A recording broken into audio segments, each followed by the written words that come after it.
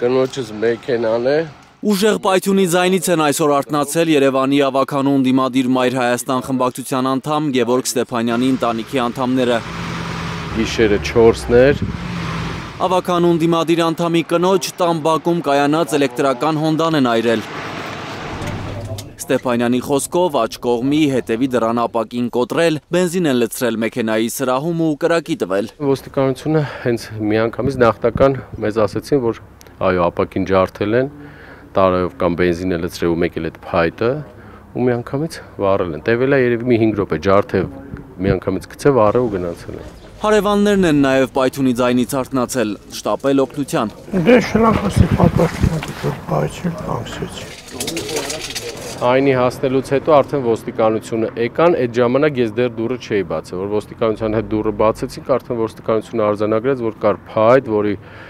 ծայրին փաթաթած էր շոր, բենզինով եւ արդեն մեքենայի մեջ գետնին լիքը բենզին կար։ Սպիտակ հոնդայի սրահը գրեթե ամբողջությամբ մոխրացել է, հետևի նստարանները, դռների պաստառները, առաստաղի հարդարանքը կրակը կուլ է տվել։ Երկրորդ հարկից նայեցինք, արդեն որ կրակը բոցով մի 2-3 մետր բարձրանում էր։ Կրակի բոցը մեքենայի տանիքից է դուրս եկել, ամենայն հավանականությամբ ապակե տանիքը չի դիմացել բարձր ջերմությանը, պայթել է։ Աստծուն փառք են տալիս, որ կարողացել են մի քանի րոպեում կրակի դեմն առնել, պատկերացնում են ինչ կլիներ, եթե կրակը հասներ էլեկտրական մեքենայի դյուրավառ նյութերով պատրաստված մարտկոցներին, մեքենան մի քանի րոպեում մոխիր կդառնար, տան կողքով էլ գազի հաստ խողովակ է անցնում։ Ցանկություն լինի, սա 24 ժամ հետո բացահայտվող հանցագործություն։ Ստեփանյանը այսպես է կարծում, որովհետև տարածքում տեսախցիկներ կան ու ֆիքսել են հրդեհի հեղինակներին, ոստիկանները վերցրել են տեսագրությունները։ Եթե միջամտություն չլինի, որ ժողովուրդը ասում է չփորփրեն վերջում իրանց վրա դուրս գան, շատ 24 ժամվա մեջ բացահայտվող process է։ Ավականու ընդդիմադիր անդամը վստահ է, կնոջ մեքենան այրելով իրենից են քաղաքական հաշվեհարդար տեսել։ Կասկած չունի, եթե իր մեքենան լիներ բակում, ոչ թե ավտոտնակում, դա էին կրակի տալու։ Սա միայն որակում եմ քաղաքական